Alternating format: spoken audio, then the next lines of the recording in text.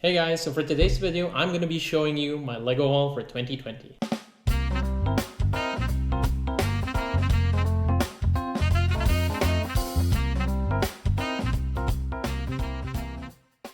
This here behind me is my Lego haul in 2020, but when I talk about 2020, keep in mind that this was just from July until November 2020. And you may wonder, how come I didn't mention like January or February 2020 until November? I'm a new Lego collector and I just started collecting Legos this July, and it actually started with my experience of going to Legoland in Billund, Denmark and rediscovering Lego again. I actually left the theme park with one of the boxes here. That was my first ever box again after more than 20 plus years. And look how many they are now. So let's dive into it. I'll show them to you. So my first ever Lego set that I bought in Legoland is this one here, the Voltron set. And there's a very interesting story, which I'll tell you in a second. But basically, just to give you a background, for the reason why I got it is basically when I was younger and when I was growing up, let's say, there were two cartoons that I always watched. It's either Transformers or this one here, Voltron. So it really reminded me of my childhood. It was very nostalgic, so that's why I said I need to get this set. And in a few years back, actually, I already saw it, and for some reason I just didn't buy it. As I said, my interest was a little bit there because of nostalgic reasons, but I am not sure how come I didn't buy it, but luckily I have it now. So the interesting story about this set here is actually before leaving Legoland, I said I'm gonna buy one set. I went to the Lego store there. There were two sets that actually were interesting for me back then. First one was the Batmobile 1989 set, which I saw for the first time and I said, wow, this is cool, because I really enjoyed the Batman movie when I was a kid. And then I saw this one here, the Voltron set, and it was actually the last piece in the shelf. And when we talk about last piece, I'm talking about a box that was barely alive, let's say. It was really, there were tears on it. It wasn't a clean box. You could throw it right away after, basically. But I said, okay, it's the last box. I'm taking it because this is really, for me, a collector's item. So I was in the cashier. And for some reason, just to see if I could get lucky, I asked the cashier, hey, look at this box. I want to get this, but take a look at it. The quality is not nice and all. And the cashier told me, okay, give me a second. I'll go to the back and see if there's any stock for you.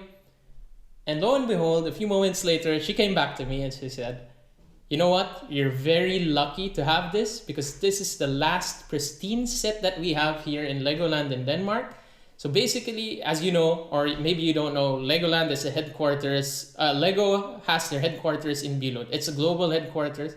So basically, technically speaking, this was the last set that they would be selling from the Lego headquarters, right? So that's why if you look at my sets here, my Lego set and my Nintendo set, I covered them in plastic because I wasn't sure if I would be actually opening them or not in the past. So now I'm kind of contemplating if I should, but let's see down the line.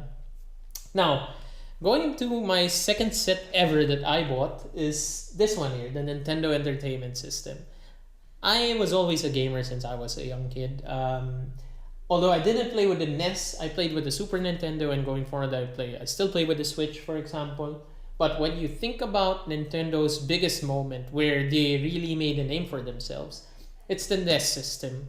And I firmly believe that this is going to be a collector's item down the line. And also, if you are a Mario fan as well, they're also showing here Mario, which really is a 1-2 punch, let's say, because you already get the system, which is really interesting to have in your display, but also showing Mario as well, which was one of the most famous game ever in the NES system, which really made them explode, let's say.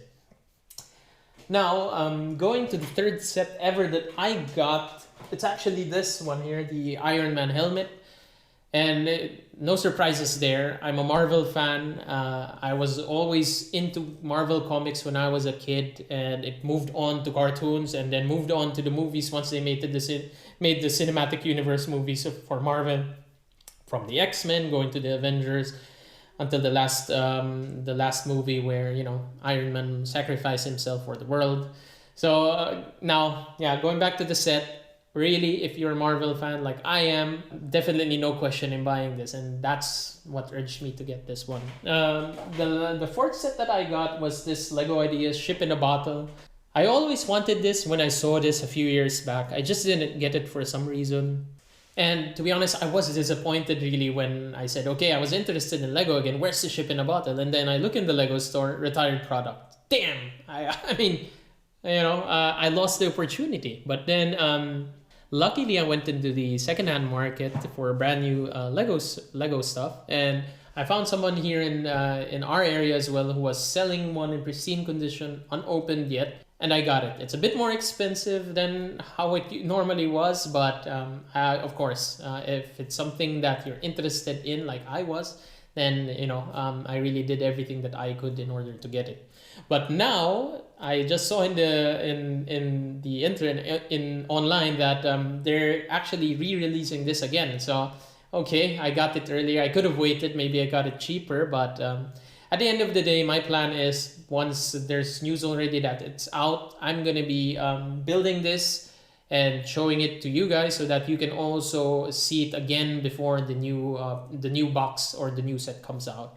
The next one that I got actually was this one here. It's the Batmobile, the 1989 Batmobile. I recently got that. My wife gave it to me as a gift because when we were in Legoland, as I mentioned, I was actually interested in both the Voltron set and the Batmobile set.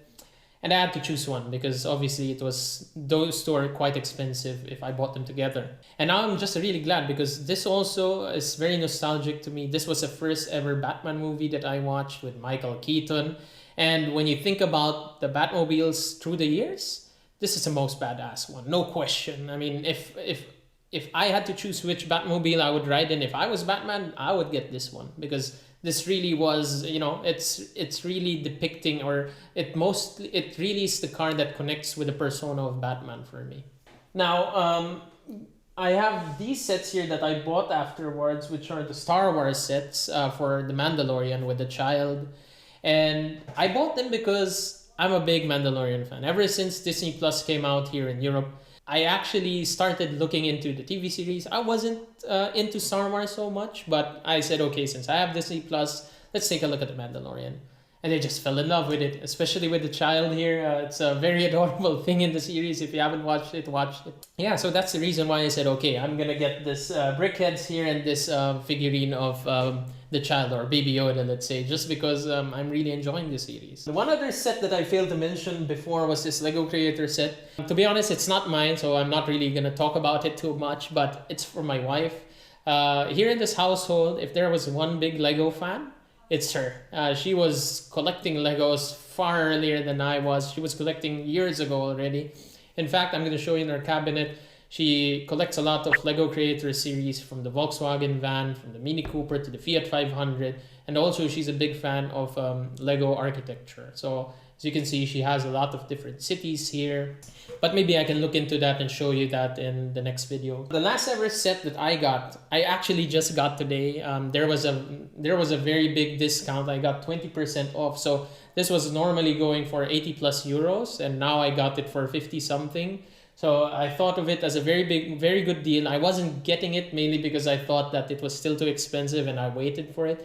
And finally, I have Dom's Dodge Charger from the Technic series of Lego. And the main reason why I really loved it is because I'm a big fan of the Fast and the Furious franchise, especially the character Dom Toretto, who owns the Dodge Charger. And when you think about the Fast and the Furious franchise, or series, let's say, there are two iconic cars there. One, I would say, is the Toyota Supra that Paul Walker used to have, the orange one, which he built from scratch, and it even beat a Ferrari in a drag race, for example. So it was really fully loaded.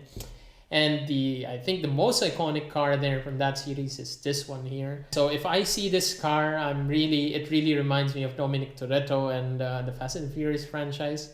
Even the newer models of this one now that you see on the road, they're really nice to have. Although they really consume a lot of gas. So I realistically speaking, in real life, I don't think I would buy one. But as a Lego set, of course, it's very iconic. I love the series. So that was everything that I have for this 2020. I'll be definitely opening them one by one and showing them to you, sharing my experiences with them to you.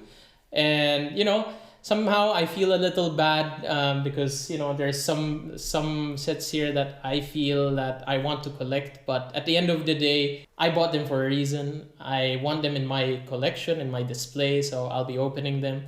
But anyhow, I'll be documenting them one by one in my upcoming videos. So if this is something that you'd also want to experience together with me, please feel free to like my video, subscribe to my channel, and I think the most important one is leave comments. Let me know what you think from my collection here should I open first, or should I leave them sealed, for example? So I'm just curious to know what's your opinions, what's your comments on it. That's all I have for today. See you to the next video.